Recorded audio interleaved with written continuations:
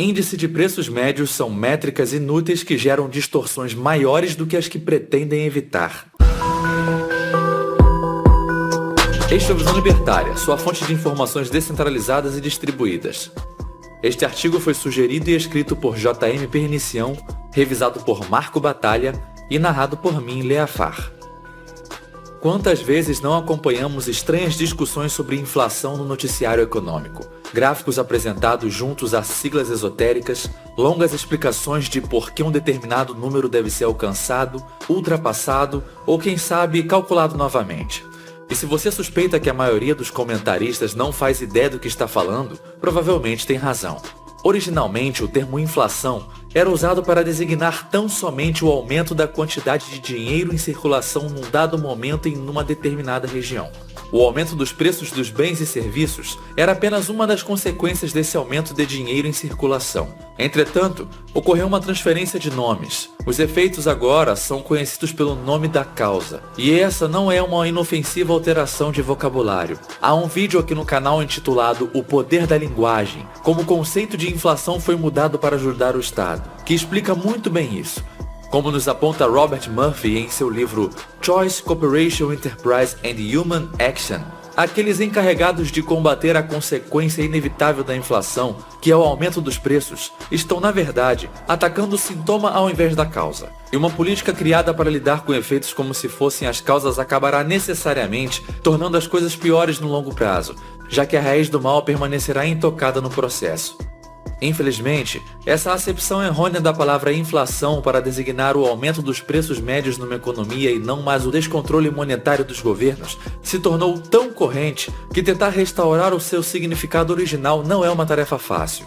Então, para distinguir o que em nossos dias se convencionou chamar de inflação daquilo que realmente a inflação é, usarei a expressão inflação de preços, para que os jornais costumam chamar de inflação e assim diferenciar da verdadeira inflação, a inflação monetária.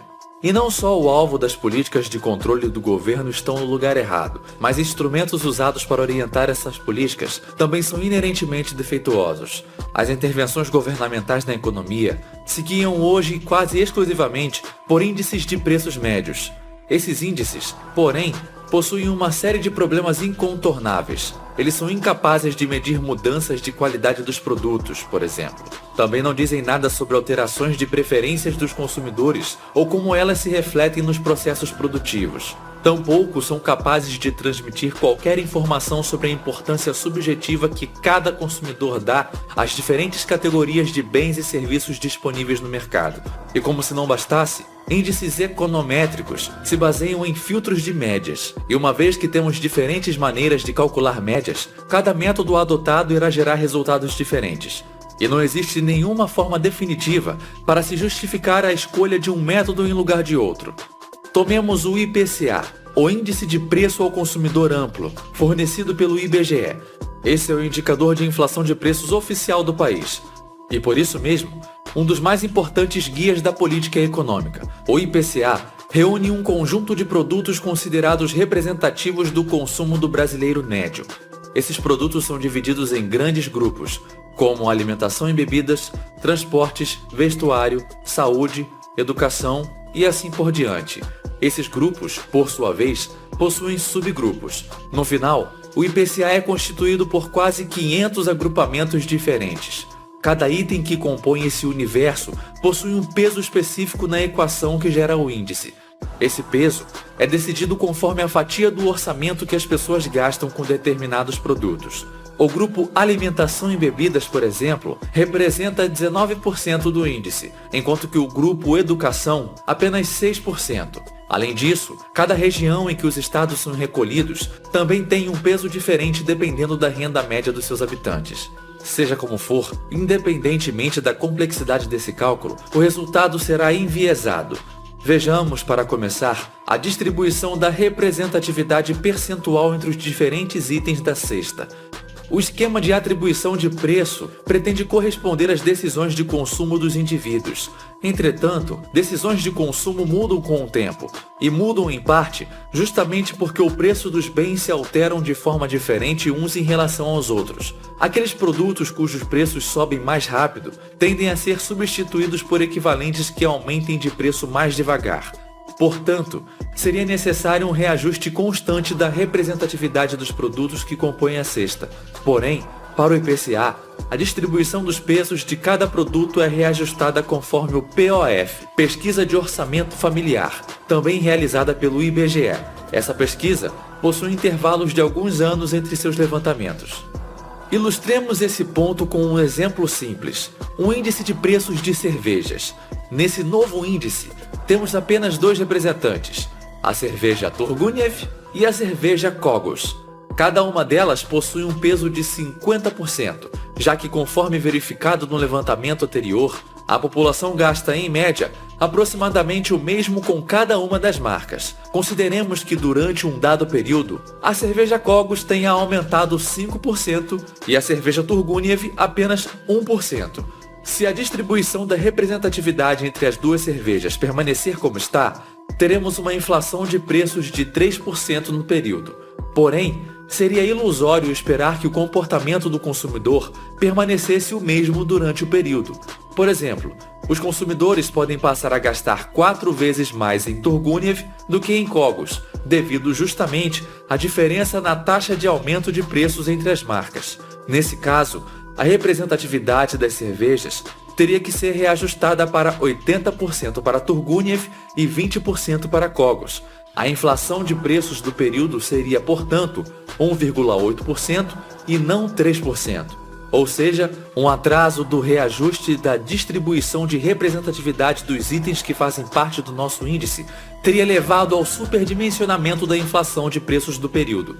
Consideremos agora um índice formado por dois grupos não relacionados diretamente, por exemplo, transportes de passageiros e alimentação, e de novo, cada um deles representando metade do índice. Imaginemos agora uma queda brusca de consumo de passagens aéreas, ônibus, táxis e Uber. Tudo devido a, quem sabe, uma imposição arbitrária de confinamento coletivo. Assim, o grupo transporte de passageiros teve uma redução média de 5% nos preços durante o período. Já em relação ao grupo alimentação, vamos supor um aumento de 10% nos preços no mesmo período. Novamente, se a representatividade dos grupos permanecer a mesma, teremos uma inflação de preços de 2,5%. Mas como a queda de preços no setor de transporte foi ocasionada por uma restrição de consumo, sua representatividade no índice não poderia continuar a mesma. Digamos que o consumo no setor de transportes tenha caído pela metade. Dessa forma, o grupo transporte de passageiros representaria, na verdade, 25% do índice e alimentação 75%. A inflação do período deveria ser 6,5% e não 2,5%. Nesse segundo caso, sem um reajuste dos pesos de representatividade, teríamos um subdimensionamento da inflação de preços. Portanto, um índice que tenha por objetivo medir movimentos de preços médios acabará por esconder os movimentos de preços relativos e, consequentemente, como essas alterações afetam o comportamento do consumidor, que é o que realmente importa. Não imaginemos, porém, que um ajuste mais frequente da representatividade de cada item da cesta de referência evitaria distorções. Nos nossos exemplos, a mudança de comportamento dos consumidores não foi decorrente de uma mudança de preferências de consumo. E preferência de consumo é o fenômeno que mais importa numa economia. O que ocorre, na verdade, foi um impedimento de acesso aos bens que, de fato, eram desejados. Impedimento criado ou por uma mudança de preços, no caso das cervejas, ou por um obstáculo legal, no caso dos transportes. De qualquer maneira, esse impedimento representa uma queda subjetiva de qualidade de vida, e essa percepção subjetiva de que a situação atual é inferior que a anterior nada mais é do que o empobrecimento relativo da população. Não é possível, porém, representar esse dado num índice de preços médios. E não é só o comportamento dos consumidores e a corrosão de sua qualidade de vida que o IPCA é incapaz de revelar. A maneira como as mudanças de qualidade dos produtos em função dos preços afetam o comportamento do consumidor também é ignorada pelo índice. Consideremos um período sem mudanças de preços, porém com um aumento de qualidade crescente e constante dos produtos. Não importa se a percepção de aumento de qualidade é apenas subjetiva ou um dado concreto dos componentes dos produtos. O que interessa é que os consumidores considerem que estão obtendo mais qualidade pela mesma quantidade de dinheiro. Dessa forma, se tudo continua mais do mesmo, houve uma deflação de preços. Porém, o IPCA não registraria alterações no período, o que seria, obviamente, falso. Para tentar contornar o problema da mudança de qualidade, existe o chamado ajuste hedônico, que consiste basicamente em tentar calcular ganhos de satisfação decorrentes de inovações tecnológicas. Porém, como nos mostra Carl Friedrich Israel em seu artigo Why Official Inflation Measures Don't Work, há dois problemas graves com a ideia de ajustes de índices de preços por mudanças de qualidade. O primeiro problema é que produtores tendem a ressaltar qualidades e melhorias de seus próprios produtos.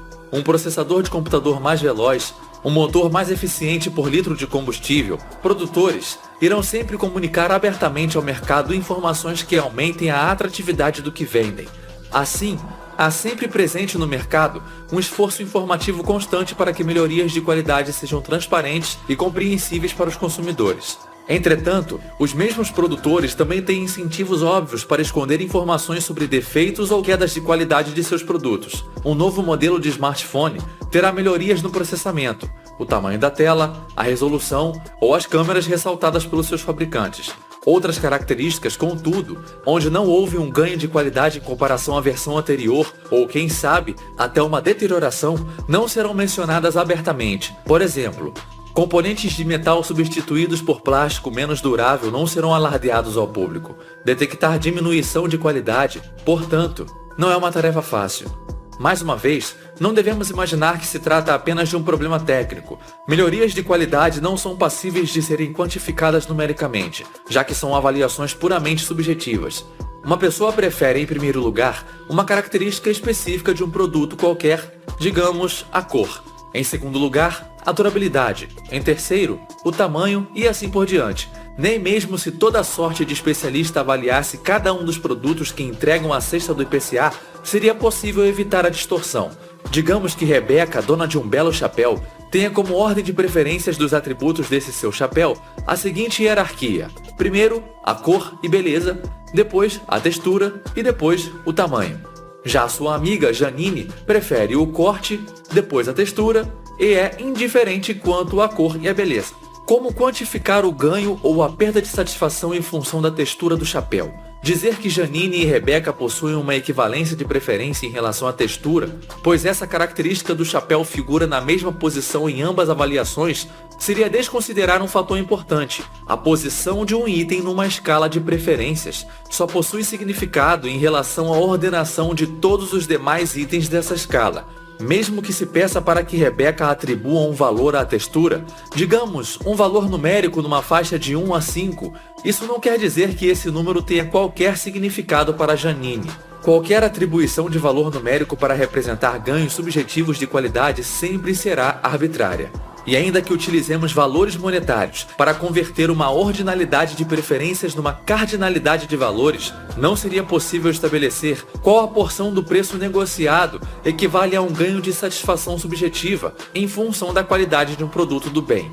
Por exemplo, digamos agora que na escala de preferências de Rebeca, o chapéu vale pelo menos R$50. Já a Janine está disposta a pagar até R$100 no chapéu de sua amiga. Nesse caso, podemos dizer que o valor do chapéu de Rebeca nessa relação está em algum lugar entre R$50 e R$100. Se uma troca entre as duas for realizada, o preço pago pelo chapéu representa uma atribuição de um valor cardinal à preferência de ambas as partes. O preço, entretanto, não diz nada a respeito do valor objetivo do chapéu.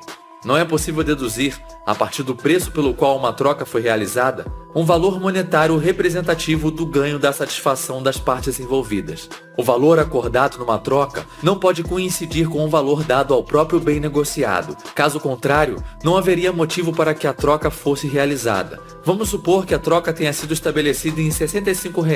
Isso significa dizer que Janine considera que o chapéu de Rebeca se encontra numa posição superior, na sua hierarquia de preferências. Aqui se encontram os R$ 65 cedidos. Já para Rebeca, o oposto é verdadeiro. O bem cedido se encontra numa posição inferior à quantidade de reais recebida. Tentar determinar o quanto desses R$ 65 trocados pelo chapéu representa o corte ou a textura do tecido não é entender que atributos individuais não são avaliados independentemente do conjunto de atributos que constituem um bem. A própria troca, aliás, é ela própria uma ação que se realiza no horizonte de preferências em relação a todos os demais usos alternativos para os quais os bens trocados poderiam ser utilizados pelos seus donos originais. Em suma, a teia de preferências e os custos de oportunidade com que cada decisão de consumo se relaciona em cada momento específico para cada consumidor em particular não é um dado que caiba numa equação. A ideia de que seja possível uma ciência econômica baseada em variáveis independentes é absurda. Fenômenos econômicos são sempre aspectos de uma cadeia de relações sociais mais ampla. Não é possível compreender problemas econômicos a partir de uma separação artificial de suas variáveis dos demais aspectos envolvidos no conjunto das ações humanas. De qualquer forma, ainda que deixemos de lado o aspecto subjetivo do problema, teremos uma distorção sistemática dos resultados. Por um lado, como dissemos, melhorias são sempre divulgadas abertamente pelos fabricantes. Os preços dos produtos, por meio do ajuste hedônico, serão reduzidos para descontar esse aumento de satisfação decorrentes dos ganhos de qualidade. Mas por outro lado, as quedas de qualidade, como vimos, não são facilmente identificadas. Assim, as estatísticas oficiais tenderão a desconsiderar um acréscimo nos preços relativos à queda da qualidade objetiva do bem. Isso resultará, portanto, numa inflação de preços inferior à que realmente existe.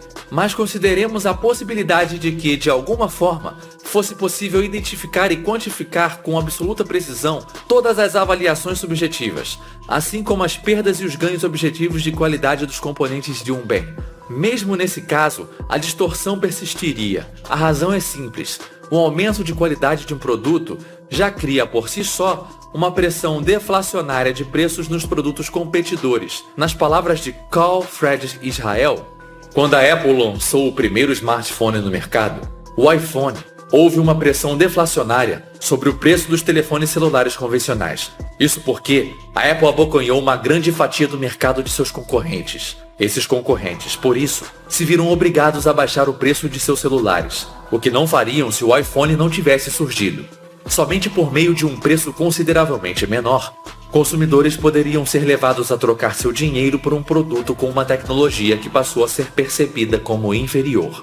Essa pressão negativa sobre o preço de bens concorrentes, devido às inovações tecnológicas, já implica uma redução do valor do resultado final do índice. Em outras palavras, a percepção de melhorias de qualidade por parte dos consumidores é refletida na cadeia de preços de outros bens diretamente relacionados.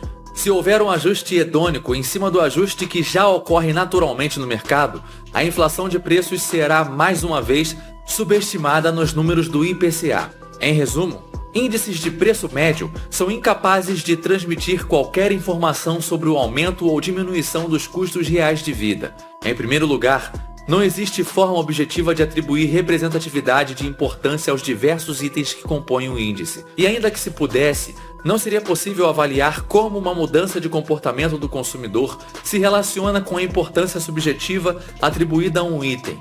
Depois, vimos que os efeitos das alterações de qualidade dos bens, que possam modificar a percepção de satisfação dos consumidores, não são passíveis de matematização.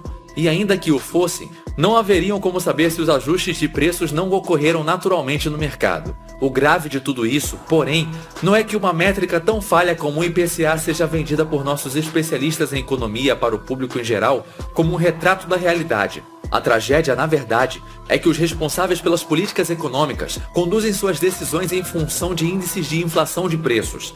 Se existe qualquer política econômica que tenha como meta atingir resultados expressos em valores de medidas em índices de preços médios, significa que estamos nas mãos de cegos guiados por cegos. Como é dito em Mateus capítulo 15, versículo 14, e se um cego conduzir outro cego, ambos cairão no abismo.